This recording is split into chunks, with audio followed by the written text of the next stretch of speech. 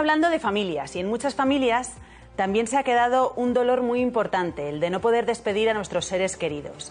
Nos vamos a Valladolid. Ana Cuevas es psicóloga especialista en duelo. Ana, buenas noches. Claro, ¿cómo puede afectar a una persona eso precisamente, el no haber podido despedir a un ser querido? Bueno, pues es una de las cosas que caracterizan a los duelos de ahora, ¿no? De este tiempo de pandemia, precisamente no haberse podido despedir, porque ese momento final, el poder acompañar los familiares a la persona que se está muriendo, pues es muy importante y luego tiene muchas repercusiones en el duelo, ¿no? Se les queda una sensación de abandono, de impotencia, que luego eso repercute en la elaboración de su duelo, ¿no? Ha habido, yo creo que esto nos lleva a una reflexión muy importante, ¿no? Y es que el haber podido o no haber podido acompañar a un familiar en el último instante de su vida, el poderlo haber hecho debería haber sido considerada una tarea esencial, igual que tuvimos claro que tenía que estar abiertos los supermercados y que tenía que estar la policía y los sanitarios en activo.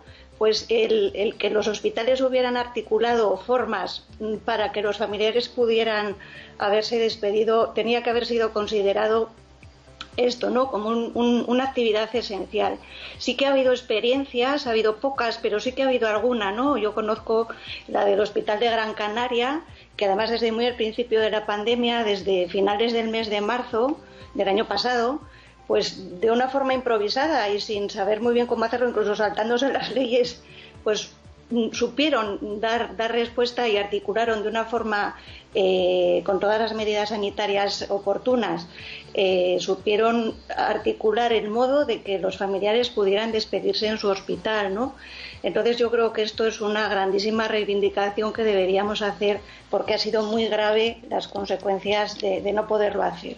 Sí, sobre todo, efectivamente, en los primeros meses, porque tiene que ser lo más duro no poder despedirte de un ser querido en una situación como la que se vivía, digo, especialmente entonces. Pero además entiendo, Ana, que tampoco les ayuda a las personas que están atravesando ese momento difícil del duelo, el hecho de que tengamos que seguir hablando constantemente del coronavirus, de la enfermedad que se llevó a su persona más querida. Por eso le pregunto, a esas personas que están atravesando ese momento de dificultad en el duelo, ¿cómo les podemos ayudar estando como estamos todavía, en plena pandemia?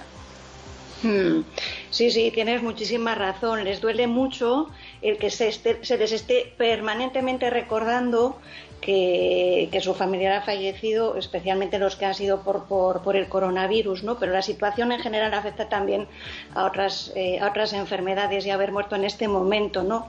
¿Cómo podemos ayudar? ¿Cómo podemos acompañar? Pues lo básico, lo fundamental es saber escuchar, estar en disposición de escuchar.